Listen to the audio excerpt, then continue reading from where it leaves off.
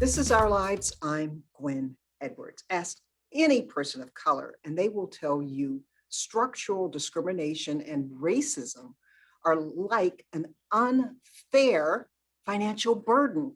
In fact, my guest today here on Our Lives calls it the Black tax. Shawn Rochester is a successful entrepreneur and he joins me now. Shawn, thank you so much for being a guest on Our Lives.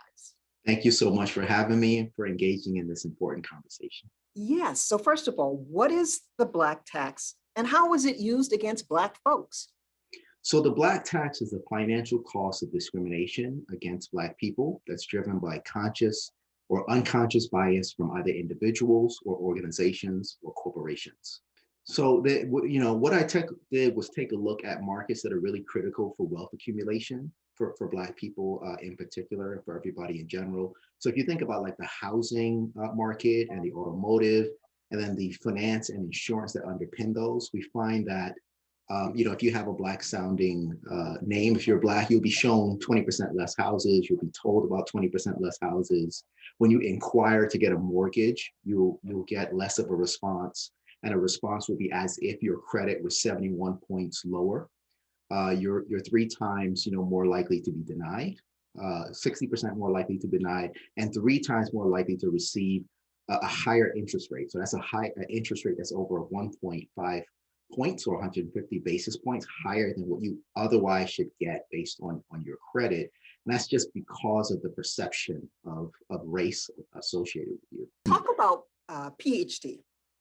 So the PhD is an economic framework that stands for purchase, hire, and deposit in ways that create jobs, create and expand business, and provide capital in the Black community. This is really critical because we got 3 gigantic gaps that are driving most of the socioeconomic problems that we see. That's a gap in jobs. It was 6 million jobs are missing across the broader Black community pre-COVID.